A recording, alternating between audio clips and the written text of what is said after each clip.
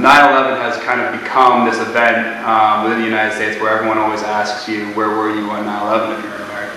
And I was in school. I was in middle school. I think I was in about 7th grade. And I was in an art class, and the teacher came into the room and told us that a plane had hit one of the World Trade Center buildings and another plane had hit the Pentagon.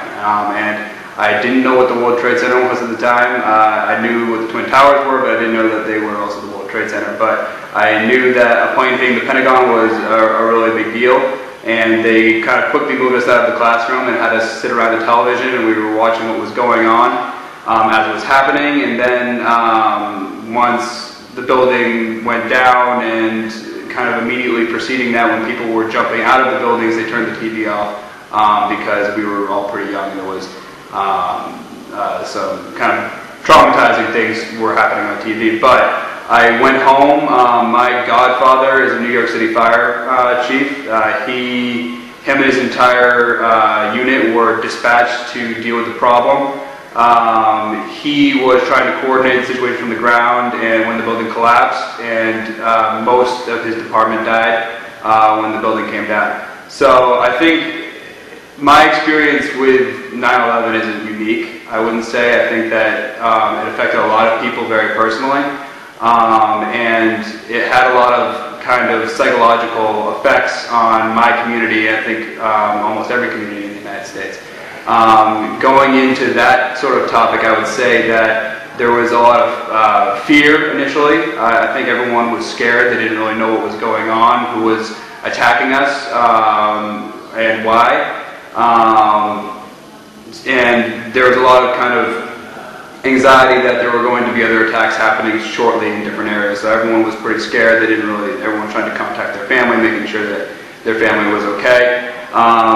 After the fear, I'd say a lot of anger came, and people became very angry about the situation. And I think that the Muslim community in the United States became very alienated as a result of that anger, because it came out relatively quickly that Osama bin Laden was implicated in the attack. So a lot of people became angry as a result of that, and my personal experience was no exception. There were a lot of people who, within my community, who didn't really understand kind of our relationship with the Muslim world. They didn't really understand. I mean, I'm from a pretty small town in a rural area, so there isn't really a lot of diversity within my particular community. It was a lot of people who had maybe never met a Muslim person before. Had never met an Arab person before even, or someone from, I'd say there's some people in my community that probably never met someone from a different country before.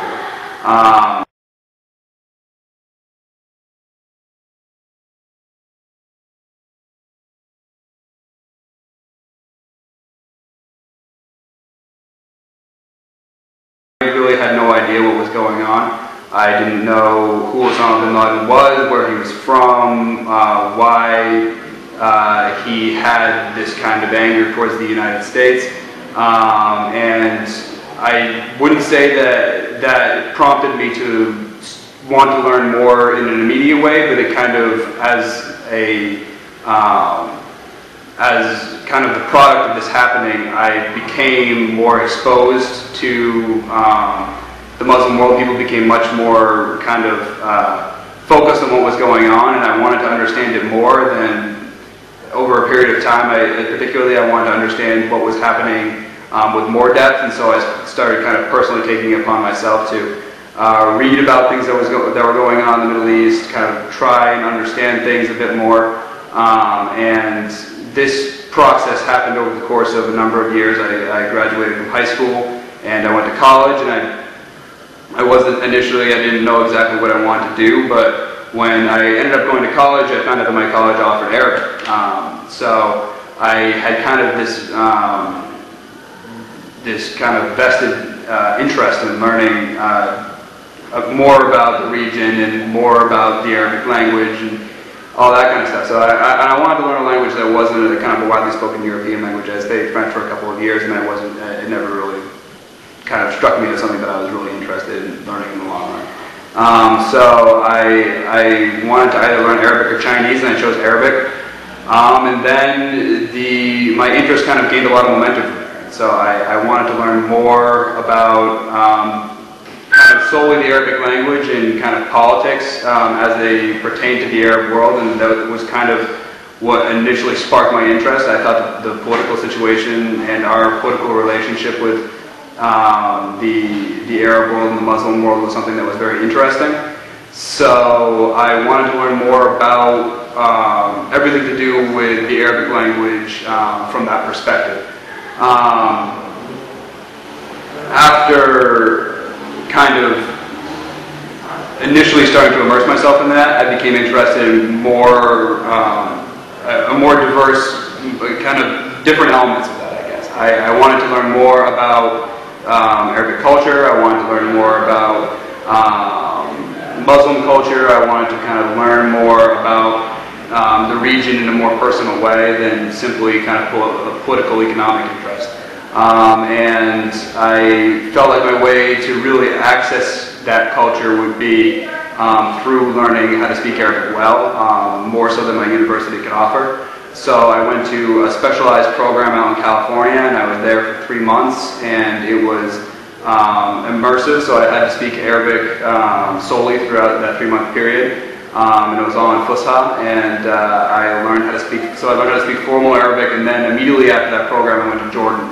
And I lived in Jordan for a year, and I was living with a host family throughout that period of time. And so I think that was kind of my first experience with culture shock, going and living in a new culture, being completely immersed in Arabic Islamic culture. And I think that was, I'd always known that I was interested in it, but I think that experience was the kind of defining moment when I knew that this is what I wanted to do with the rest of my life. I wanted to be engaging with people from other cultures, and I was initially kind of anxious or kind of hesitant about the experience because I had invested all of this time and effort in learning the language, and if I went to Jordan and I didn't end up enjoying it, that would be like 4 years of my life going in the wrong direction. But the experience was exactly the opposite of that. It really confirmed that this is what I really wanted to do with the rest of my life. So I spent a year living in Jordan. I was able to travel to a number of different countries. I went to Syria,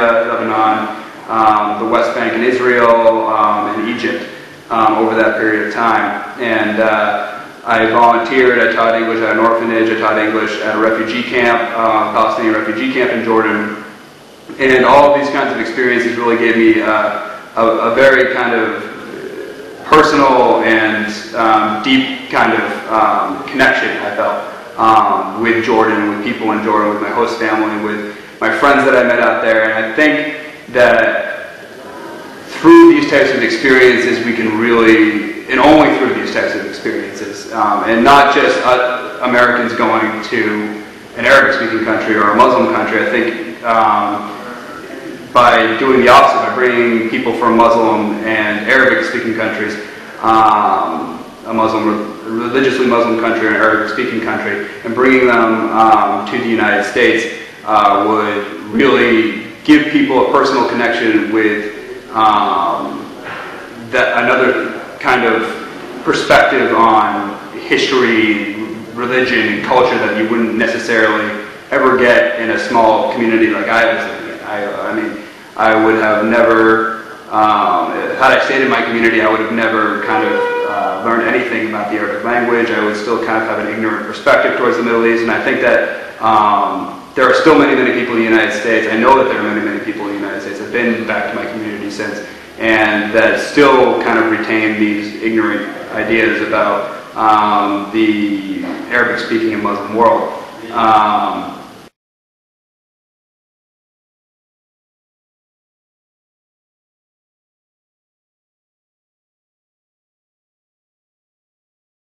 I really think that having people exposed to other cultures in an intimate way over a period of time is the only sure way of improving relationships between normal people in both of these countries.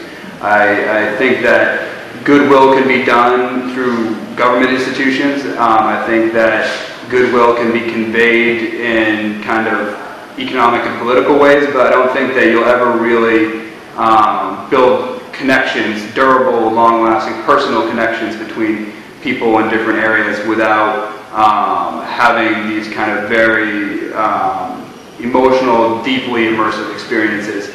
And I think language really facilitates that as well. So I think that allowing for language exchange to occur, for me it was between Arabic and English, but between other Muslim countries, between other cultures in different parts of the world that don't speak Arabic and speak other languages, I think that it would lead to a similar kind of outcome. I don't think that's unique necessarily to the Arab world. That's been my personal experience, has been with the Arab and Muslim world, but I think that these sorts of initiatives are extremely constructive in building relationships with people in other places.